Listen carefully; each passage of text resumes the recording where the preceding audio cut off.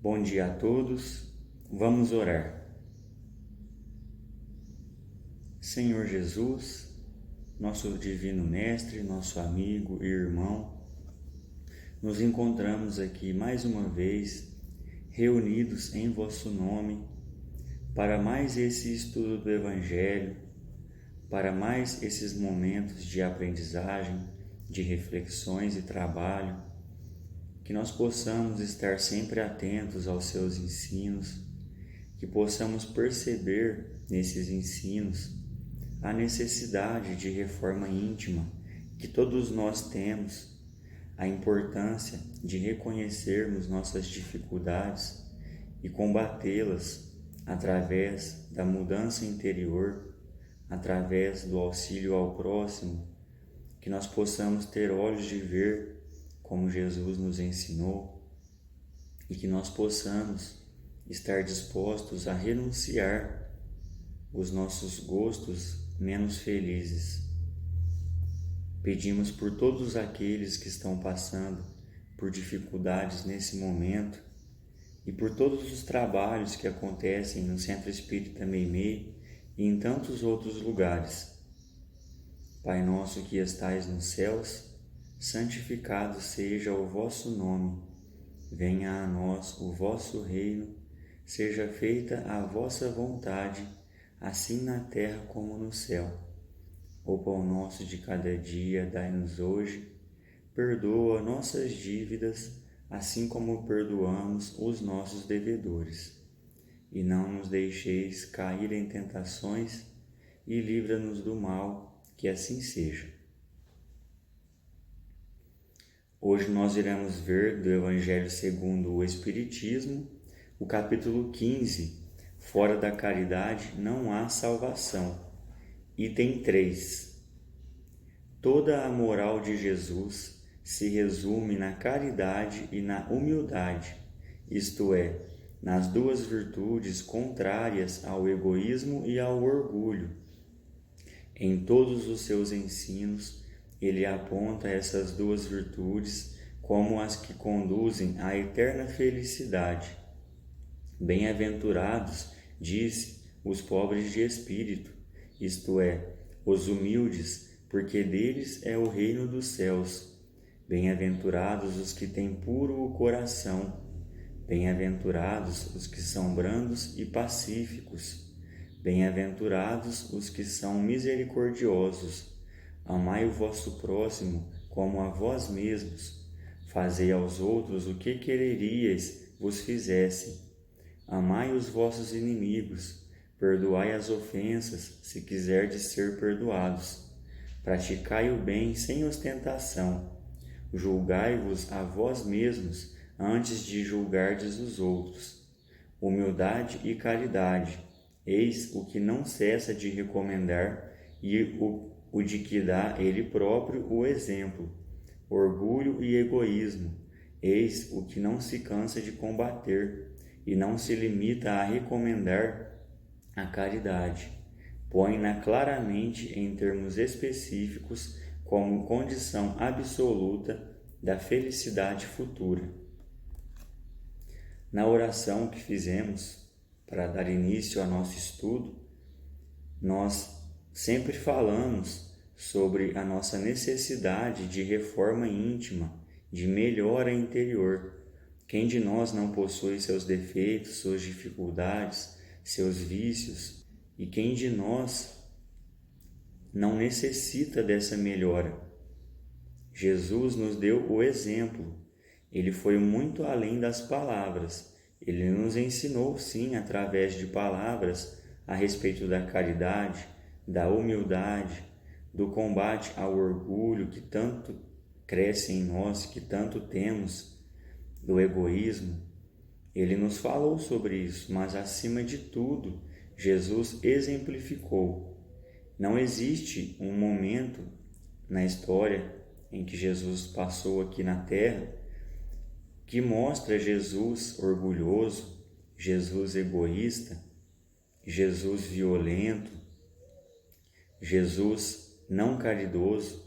Jesus sempre esteve próximo àqueles que precisavam mais. tanto que disse que não eram sãos que precisavam de remédio. Jesus sempre amparou a tantos, e Jesus não necessitou mostrar a sua grandeza através de combate físico. O seu exemplo valeu mais que qualquer coisa. Então, que nós possamos pensar mais sobre essa importância da reforma íntima, dessa melhora interior. E agora nós iremos voltar ao estudo do livro Os Mensageiros, de André Luiz, psicografia de Francisco Cândido Xavier. Nós estamos encerrando esse trabalho em algumas semanas, estamos nos aproximando do final de mais um livro. Estaremos aos poucos retornando às atividades no Centro Espírita Meimei, e fica aí o convite para que todos possam integrar os trabalhadores do centro, os frequentadores, que possamos retornar de uma forma segura e que nós possamos evoluir cada vez mais juntos. Na semana passada, o Brine nos trouxe o momento em que André Luiz acompanhou um culto do Evangelho no lar na casa de Isabel e Isidoro, que eram espíritos que estavam trabalhando numa oficina de nosso lar aqui na Terra, ali no Rio de Janeiro. E André Luiz e Vicente, acompanhados de Aniceto, entendem que existem muitas oficinas como essa aqui na Terra, de auxílio a espíritos sofredores e também de repouso, de descanso, locais de descanso aos trabalhadores que estão aqui na Terra, desencarnados. Então ele acompanha aquele momento. Ele também recebe um grande ensinamento quando Isabel ela está dormindo e ele vê ela sair com o seu esposo, o Isidoro, desencarnado em espíritos, e ele vê a importância de nós estarmos sempre equilibrados e caminhando no rumo ao bem. Quando nós estamos dormindo, nós temos grandes momentos com aqueles a quem nós amamos, de trabalho, de estudo e até mesmo de lazer. E aí eles continuam naquele local, naquela residência simples, do ponto de vista material, mas muito grande do ponto de vista espiritual, e ele percebe que muitos espíritos procuravam atendimento ali, inclusive muitos espíritos encarnados, que através do sono iam até aquele local. E muitos deles, André Luiz cita a maioria, não conseguiam compreender perfeitamente tudo o que se passava ali, justamente por não estarem ainda em equilíbrio, não terem condições de assimilar todos os fatos que se passavam ali. E André Luiz começa a acompanhar um pouco aquele trabalho de atendimento a esses espíritos. E Aniceto convida André Luiz e Vicente a analisar o caso de uma trabalhadora de nosso lar que estava ali, era uma senhora, e a sua neta estava também ali através do sono, do desdobramento. A sua neta encarnada, o nome dela é Nieta, e a sua mãe, a sua avó, desencarnada, trabalhadora de nosso lar, ali naquela oficina. E a avó da Nieta, ela traz grandes palavras de reconforto, porque ela estava muito incomodada com situações de calúnia que ela vinha passando aqui na Terra. E a avó traz um grande ensinamento que seria da necessidade de que aquela neta olhasse aquela serpente da calúnia como um ser que estava se transformando em uma flor, que ela realmente estava convivendo com uma serpente em sua vida, a calúnia, mas que ela transformasse aquela dificuldade em aprendizado. E Aniceto comenta que a neta não teria condições de recordar do sonho, entre aspas, na verdade era uma situação real, mas ela não se recordaria quando ela acordasse de quase nada do que se passou ali. E André Luiz questiona essa situação, e Aniceto explica que que ela recordaria de ter se encontrado com a sua avó. Então ela contaria para a família que sonhou com a avó, mas ela não se lembraria das palavras e nem do local. Ela ficaria com a imagem de uma serpente se transformando em uma flor. E aquilo seria o bastante para ela compreender que ela poderia tirar aprendizados daquele sonho. A assimilação das situações que acontecem no plano espiritual quando estamos dormindo variam muito e dependem de muitos fatores, entre eles o equilíbrio e o grau evolutivo do espírito e a permissão dos bons espíritos diante daquela situação. E aí o Aniceto começa, após aquela análise, aquele momento ali de estudo de um caso, ele começa a coordenar os trabalhos, começa a encaminhar trabalhadores que iriam socorrer e auxiliar espíritos que estavam sofrendo. E ele conversa com um grupo de amigos sobre a importância de, entre aspas, combater os grupos de sofredores que planejavam atacá-los. Então esse combate, é claro, não se daria de forma física. Eles não entrariam em confronto físico com aqueles espíritos, mas eles precisavam resguardar ainda mais, através da oração, dos bons pensamentos, aquela casa, para que ela não fosse alvo de investidas desses espíritos. André Luiz, enquanto Aniceto estava ali orientando os trabalhadores, ele passa a interagir um pouco com os outros espíritos que também estavam ali, os trabalhadores, e ele conversa com outra senhora e ela conta rapidamente o caso de sua filha, a Dalva, que ela também havia encontrado em sonho, como o caso que nós citamos, e que ela conseguiu fazer com que ela não se suicidasse. Ela tinha ideias de tirar a sua própria vida e a sua mãe conseguiu ali, naquele local, auxiliá-la. Ela comenta da importância e da grandeza daquele lugar, porque era um local onde ela conseguia fazer esse trabalho. Ela não teria condições ainda de socorrer a sua filha sozinha, mas estando ali naquele local, naquela oficina de Nosso Lar, o amparo facilitaria o contato com ela. E a situação dela foi que o marido havia desencarnado há 3 anos atrás, o marido de sua filha, e ela já havia entrado num estado de perturbação, e há um tempo atrás a sua mãe, aquela que estava conversando com André Luiz, também havia desencarnado, e ela teve grande dificuldade em lidar com aquela situação, e havia sim pensado em suicídio. Então a sua mãe conseguiu evitar aquela situação através de um trabalho dentro daquele local, daquela residência. E então André Luiz percebe uma movimentação dos trabalhadores, e um deles conta para André Luiz que eles iriam para locais de estudo do Evangelho, juntamente com espíritos sofredores que precisavam daquele auxílio. E um daqueles espíritos, que era superior na hierarquia daquele trabalho, adverte os trabalhadores de que, infelizmente, eles não poderiam auxiliar a todos e que eles deveriam impedir que os espíritos que estavam ali para tumultuar se aproximassem.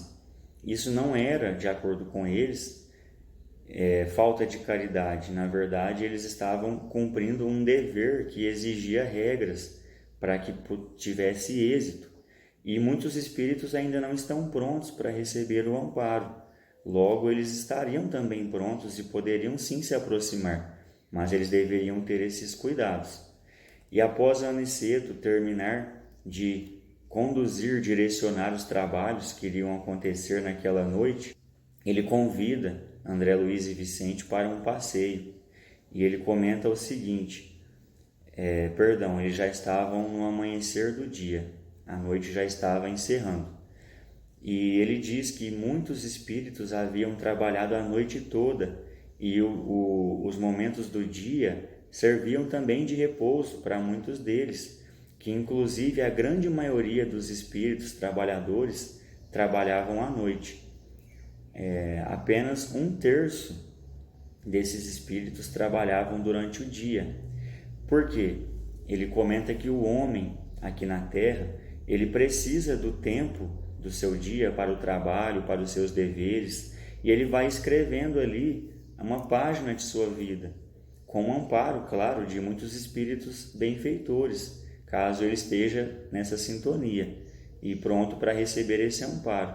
Mas que à noite, ele, através do sono, irá retificar, fazer uma análise daquelas páginas, daquela página que ele escreveu naquele dia, na sua existência.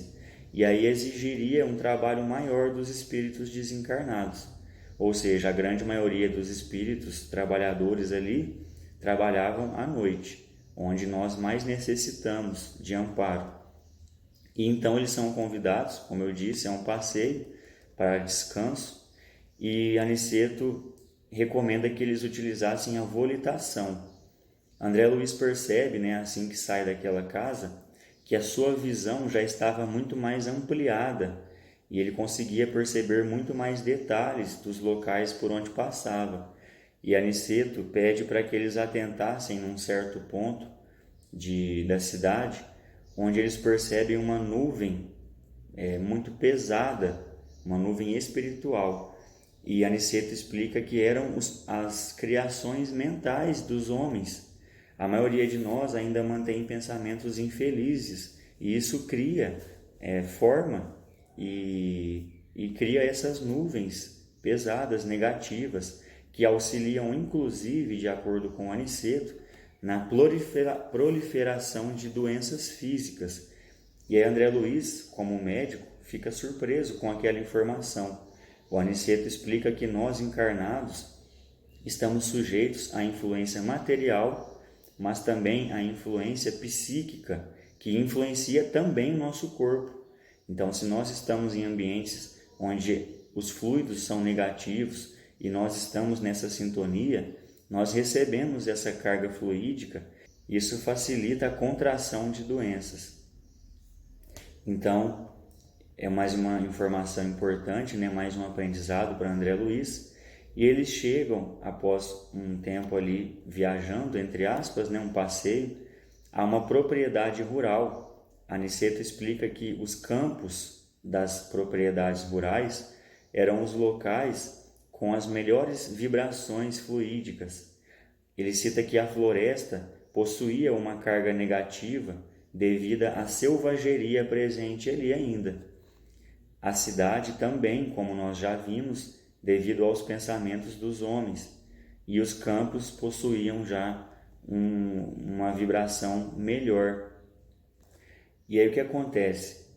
Eles chegam ali, começam a se preparar para meditar, para ficar um pouco ali em meditação, em repouso, e percebem muitos espíritos que trabalhavam naqueles locais.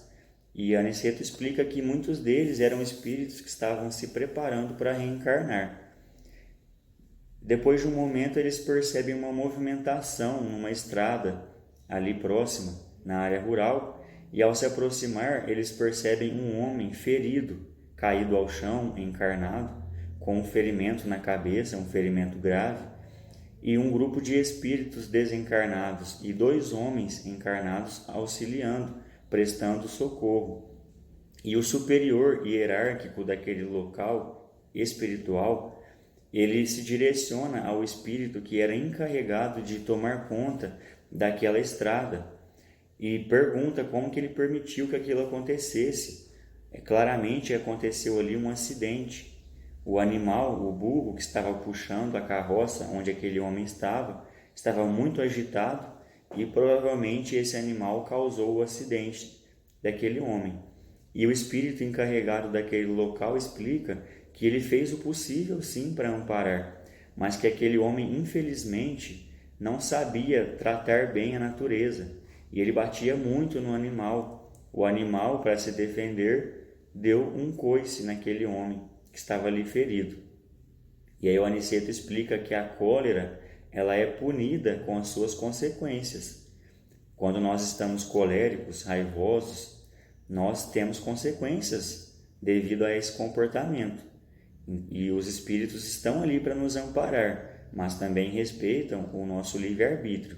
E fazendo uma análise rápida daquele homem, o Aniceto diz que ele iria se recuperar sim, mas seria uma recuperação muito difícil, mas que traria grandes ensinamentos e reflexões a ele.